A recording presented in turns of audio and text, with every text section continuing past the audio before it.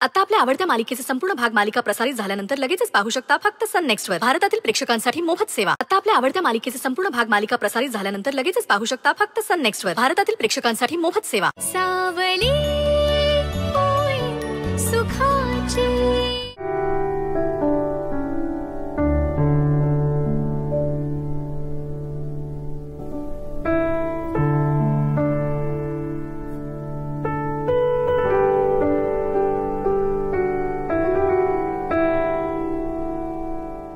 नाव काय ग पोरी तुझं?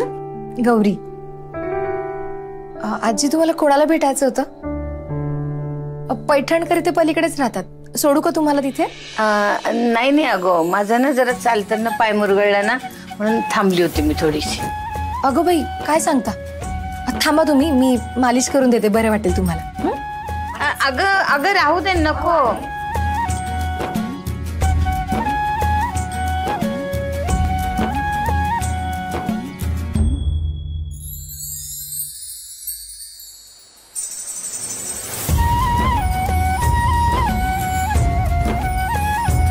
इथेच लागलं ना?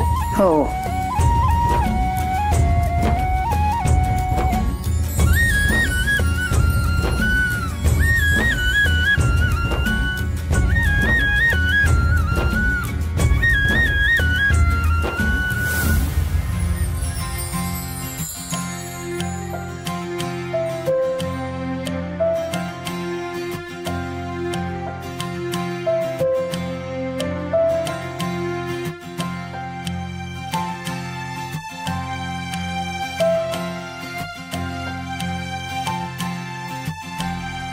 देवपूजा करत होतीस का ग?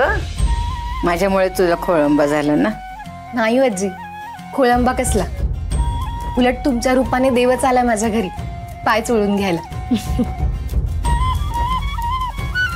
मग झाली माझी पूजा त्यातच.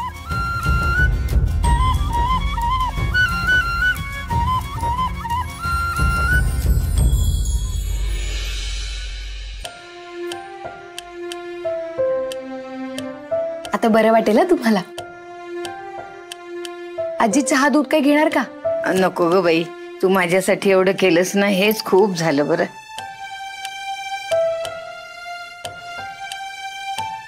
पुरे ग, आता पुरे. बरं वाटतंय? हो हो. आता बरं वाटेल बघा तुम्हाला. बरं चल, येऊ मी? निघते मी आता. मी येऊ सोडायला तुम्हाला? नाही, जाते मी आता, बरं वाटतंय मला. अहो येईन की.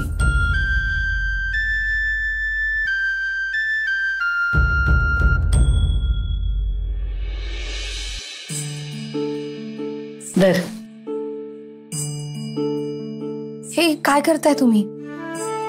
राहू दे ग तुला. अहो आजी, अहो तुम्ही मला माझ्या आजीसारखे आहात. हे असं देऊन मला लाजवू नका. अगं ठेव ग, मी सांगते ना. अहो आजी, तुम्हाला काही द्यायचं असेल ना तर आशीर्वाद द्या मला, असं देते. औक्षवंत हो, गुणाची ग पोर माझी. आजी मी येतेच तुम्हाला सोडायला.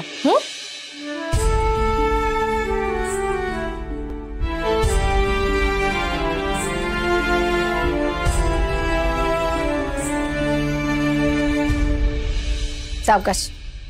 तर बरं वाटतंय ना? हो हो. त्रास होत नाहीये ना काही? नाही नक्की? हो हो. रुद्र सर, पुष्पाजी तुम्ही इथे काही काम होतं का?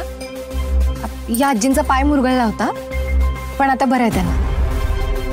आजी, हे रुद्र सर आणि हे पुष्पाजी. अहो गौरीजी, मी ओळखतो यांना. ही माझीच आजी आहे. हो, आणि ऍक्च्युअली ती तुम्हाला भेटायला आली होती. आणि आता माझं काही खरं नाही. का खरं नाही? का खरं नाही? याची दुखतंय. अरे चांगली आहे मुलगी, आवडली मला.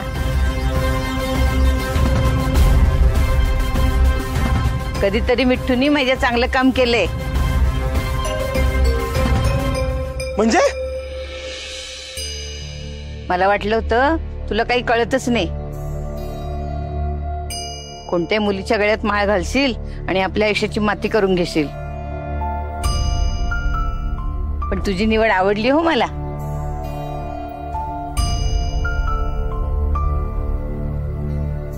म्हणजे खरंच तुला? म्हणजे काय, खरंच. आणि हो, चांगली हो मुलगी, गुणी आहे, चांगलं शोभून दिसेल तुमचा जोडा. हो ना, सगळ्यांना असंच वाटतं.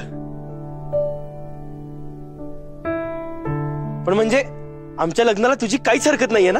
अरे माझी काय हरकत असेल, एवढी गुणाची पोर शोधून सुद्धा सापडणार नाही. हो ना. पण आयाजी, गौरीजींचं हो लग्न म्हणजे गौरीजींचं ना ऍक्च्युली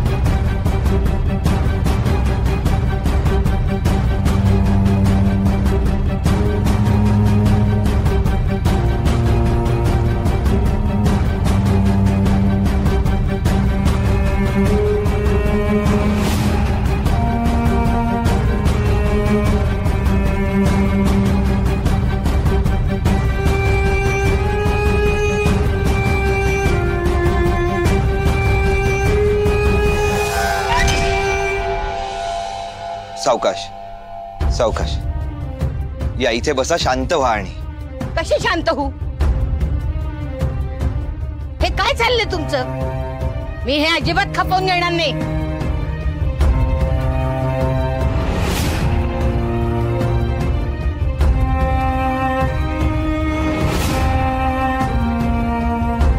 आई, तू एकदा ऐकून घे ना माझं. काय ऐकून घेऊ रे? हा दिवस बघण्यासाठी तुला लहानाचं मोठं केलं का? मला वाटलं होतं माझा मिट्टे आता मोठा झालाय, त्याला अक्कल आली असेल, पण नाही, गाडीची अक्कल नाहीये तुला. अरे जगातल्या सगळ्या मुली मेल्यात का? ही एकच मुलगी उरली तुला लग्न करायला, जिचं लग्न झालंय. अरे तिला एक पोर आहे, आणि अशा लग्न झालेल्या बाईशी तू लग्न करून आपल्या आयुष्याची माती करायला निघालास का? आजी, या चुकीचं काय? हे बघा, गौरीजींचं लग्न झालं होतं मान्य, पण त्यांना फसवलं गेलं होतं. आता त्या नाही राहत त्यांच्या नवऱ्यासोबत. बरं, त्यांना अधिकार नाही का नव्याने आयुष्य सुरू करायचा?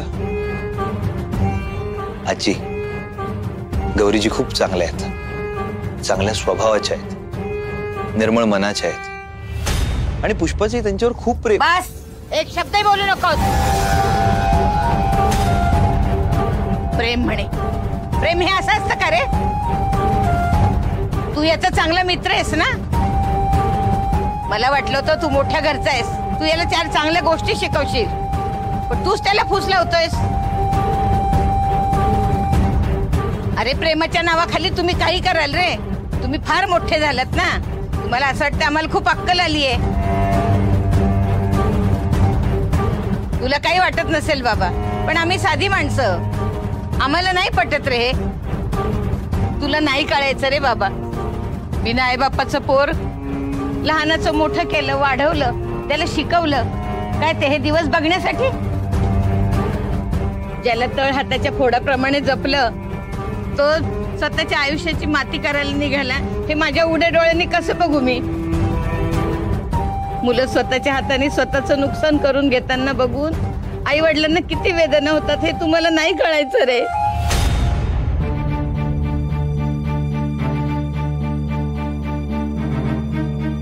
वर गेल्यानंतर याच्या आई बापांनी मला विचारलं तर मी त्यांना काय उत्तर देऊ? पण आजी, तुम्हाला असं का वाटतं की गौरीजींची लग्न केल्यावर पुष्पा आनंदात राहणार नाही? जशी तुम्ही त्याची लहानपणापासून काळजी घेतली, तशीच काळजी गौरीजी पण घेतील. त्या लग्नानंतर त्यांचा संसार जपतील, मनापासून प्रेम करतील. फार समजूतदार आहेत त्या, खूप प्रेमळ आहेत. पुष्पाला अखेरपर्यंत साथ देतील. आजी, तुम्ही कोण आहात हे ठाऊक नसताना तुमची किती मनापासून काळजी घेतली त्यांनी, किती प्रेमाने वागले तुमच्याशी, पाहिलंत ना? जी व्यक्ती एका अनोळखी माणसाची एवढी काळजी घेऊ शकते ती आपल्या जोडीदाराला किती जपेल याचा विचार तुम्हीच एकदा करा. आणि तुम्ही म्हणताय ना दुसऱ्या मुली नाही आहेत का? मुली असतील, पण गौरीजींसारखी एकही नसेल, मी खात्रीने सांगतो. नाती सांभाळणं, आपल्या माणसांसाठी वाटेल ते करायला तयार असणं, आपल्या माणसांची काळजी घेणं हे फक्त गौरीजीच करू शकतात. हो ना, ती एवढी चांगली आहे ना, तू का नाही करत तिच्याशी लग्न?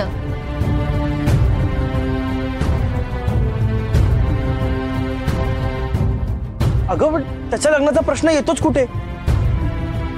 गौरीजींवर माझं प्रेम आहे म्हणून मी लग्न करतोय. त्याचं असतं तर त्याने केलं असतं. कुठला विषय कुठे घेऊन जातेस? तू मला शिकवू नकोस. तुझ्या लग्नाचं मी बघणार. असा मूर्खपणा करणार असशील ना तर तुला काहीच विचारणार नाही. मला मुलगी पसंत पडली ना की तुला डायरेक्ट बोलर चढवणार. आणि मला पुढे एकही शब्द ऐकायचा नाहीये. आत्ताच्या आत्ता आपण इथून निघतोय. चल. आजी, आजी ऐक ना. आजी ऐक ना.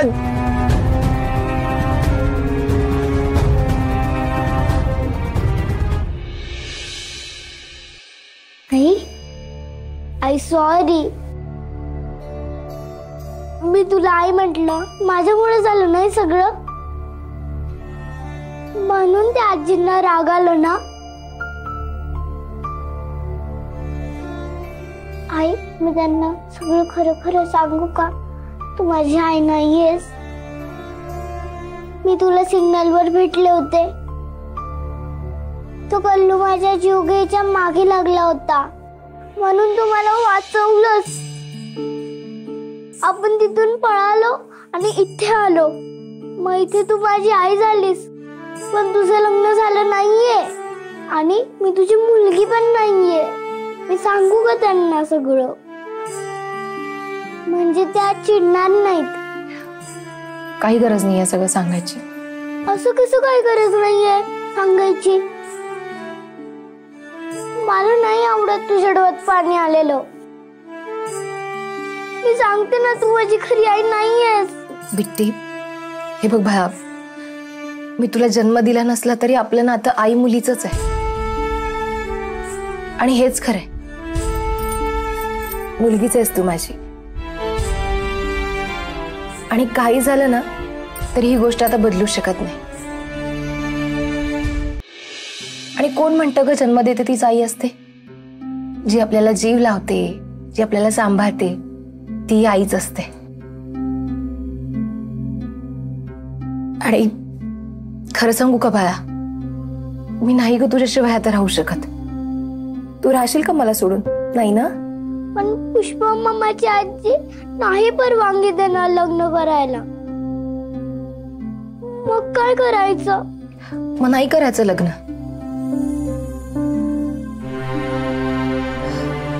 हे बघ बिट्टी, माझ्या नशिबात लग्न लिहिलं असेल ना तर होईल, नसेल लिहिलं तर नाही होणार. इतकं सोपं आहे. या गोष्टीचा इतका त्रास नाही करून घ्यायचा. पण माझ्या नशिबात आई होण्याचा आनंद लिहिला होता. माझ्या आयुष्यात एक गोड मुलगी येणार हेही लिहिलं होतं. आणि हेच पुरेसं आहे माझ्यासाठी. आणि ही बिट्टीच माझं आयुष्य आहे.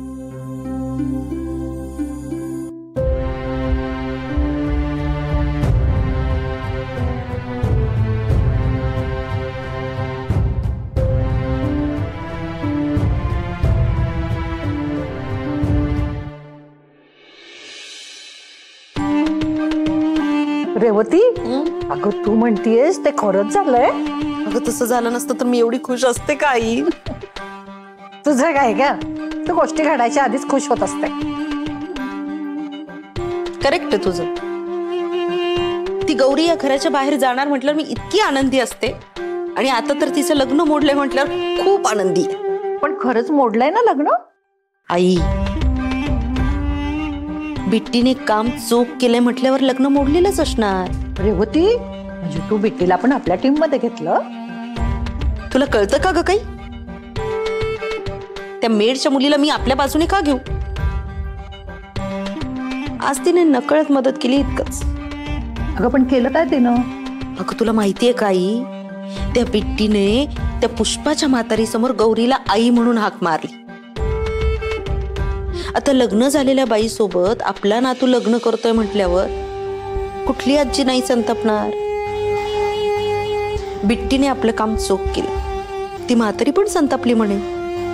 काय म्हणाली? अगं ते समजायला त्या चंदूला धडा आठवतं कुठे? त्याचं बोलणं मला जितकं कळलं तेवढं मी तुला सांगते. पण एवढं मात्र नक्की, या जन्मी तरी पुष्पा आणि गौरीचं लग्न होणार नाही. आणि पुढच्या जन्मी पण होतं की नाही ती पुष्पाची आजीच ठरवेल. बिट्टू, ये लवकर, मी उतरलीये खाली.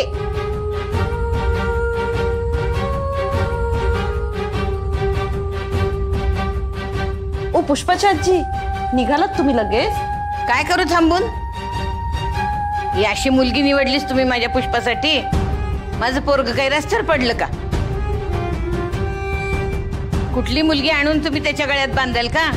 पण मी हे असं होऊ देणार नाही. माझ्याशी गाठ आहे तुमची. एकेकाला छताला उलट टांगून खालून मिरचीची धुरी देईल मी. अहो आम्ही तरी काय करणार पुष्पाची आजी? अहो ती मुलगीच निर्लज्ज आहे हो.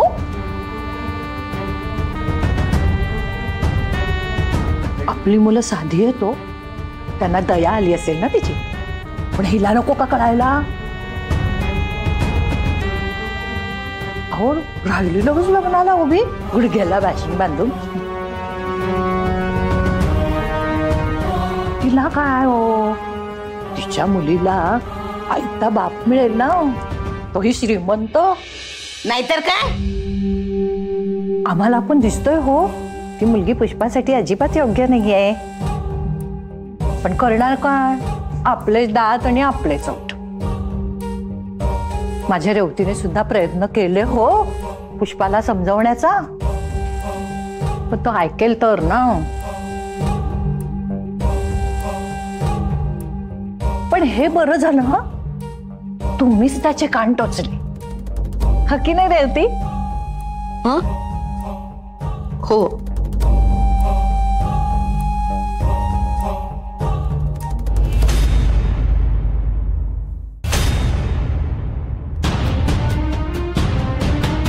अशक्य, निव्वळ अशक्य आहे माझं लग्न होणं. गौरीजींसोबत माझं लग्न होणारच नाही आता. मला नाही वाटत आजी हे लग्न होऊ देईल. आजीने मला इथं राहू पण दिलं नाही तर भाई, आजी डेंजर आहे, काही करू शकते. मला वाईब्स येत आहेत, माझ्या प्रेमाचं आता काही होऊ शकत नाही.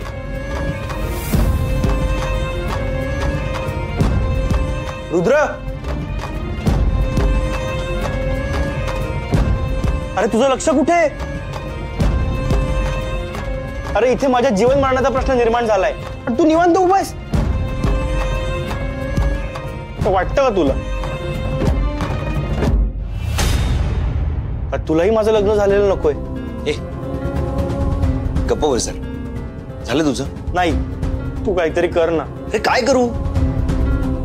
एकतर तुझ्या आजीने असा स्टँड घेतलाय ना की तिला समजूही नाही शकत. फक्त तुझ्या आजीचं मन वळवणं आणि तिला लग्नासाठी तयार करणं ना इतकं सोपं नाही. मला नाही वाटत तुझी आजी या लग्नासाठी होकार देईल. अरे तू कुणाच्या बाजूनी आहेस, माझ्या का आजीच्या? हे बघ, माझ्या आजीने मला आईसारखं वाढवलंय, त्यामुळे तिला हे वाटणं साहजिक आहे की माझं लग्न अशा कुणाशी होऊ नये. आणि तिने हा निर्णय आई म्हणूनच घेतला. आपल्या मुलाला कुणी काही बोलू नये, कुणी नावं ठेवू नये, म्हणून तिने हे ठरवलंय हे मी समजू शकतो, पण तू मित्र आहेस ना यार माझा. माझ्या मनाचा तू तरी विचार कर. मला काय हवंय काय नकोय हे तूच समजू शकतोस. प्लीज यार आता तूच काहीतरी कर. एक मिनिट, तुझी आजी तुझ्या बाबतीत खूप पॉझिटिव्ह आहे. हो तिने तुझी आईप्रमाणे काळजी घेतली आहे. हो म्हणजे तुझ्या आजीला बायकोही तशीच हवी असणार, म्हणजे आईसारखी काळजी करणारी. हो मग आपला प्रश्न सुटू शकतो. कस काय?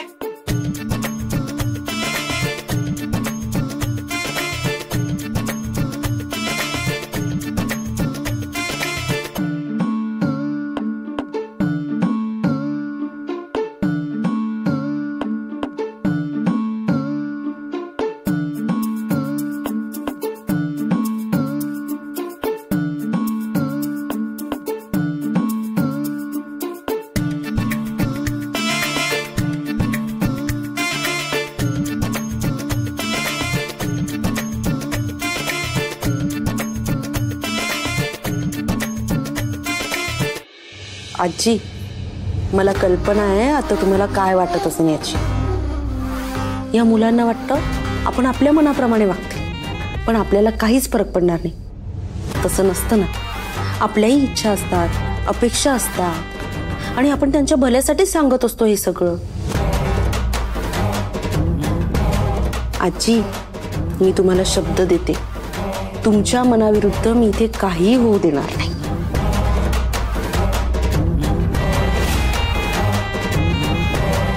म्हातारे, माझ्या मार्गात आडवा येतोय तुझा नातू, पण मी ते होऊ देणार नाही.